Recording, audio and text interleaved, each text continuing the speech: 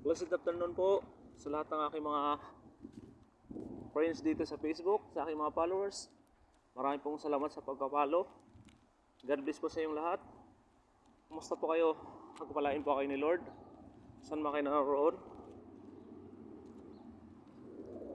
May pinapaalala po sa atin ng Panginoon. Sabi sa kanyang salita sa Hebrew chapter 13 verse 5 to 6, sabi dito, let your conduct be without covetousness, be content with such things as you have, for he himself has said, I will never leave you nor forsake you. Verse 6, so we may boldly say, the Lord is my helper, I will not fear. What can man do to me? So napakaklaro po na sabi dito, kung unawain natin ang salitaan ng Panginoon.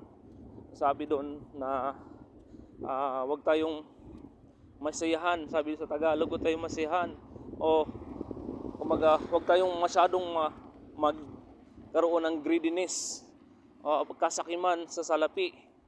Sabi doon ng Panginoon, makontento tayo kung anong meron tayo.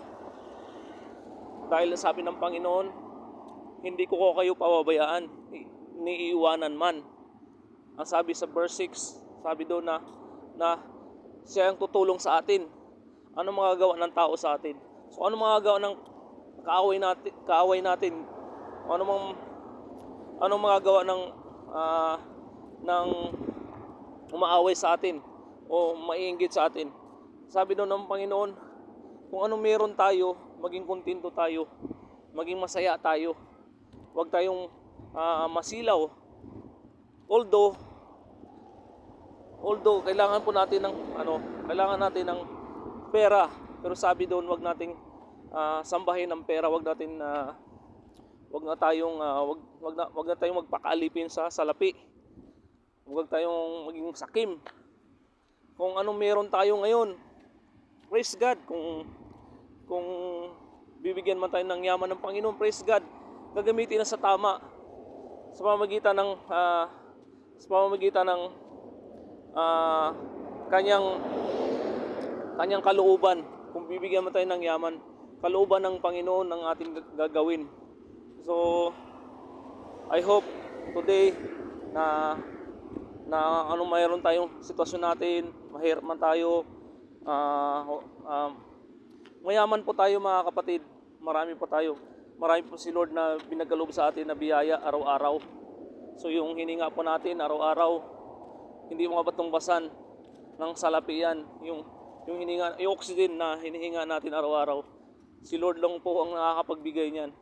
So maging kontento tayo kung ano meron tayo. Maliit man yung mga sahod natin, maliit man yung mga pero mapalad tayo dahil sabi ng Panginoon, sasamahan niya tayo sa lahat ng oras, sa lahat ng bagay. So I will pray. Dear Heavenly Father God, Lord, we thank you, Lord, for your word today, Lord God. Salita mo, Panginoon, na maging kontento kami kung ano meron kami, Panginoon. Maging masayahan kami kung anong pinagkaloob niyo po sa amin.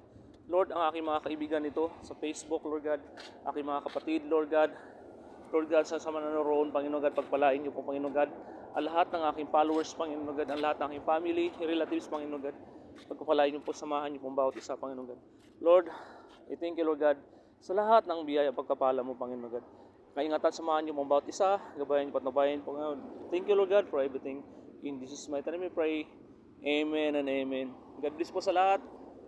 Nawa po samahan po kayo ni Lord every minute sa ating buhay. Salamat po. God bless po. God bless. Salamat.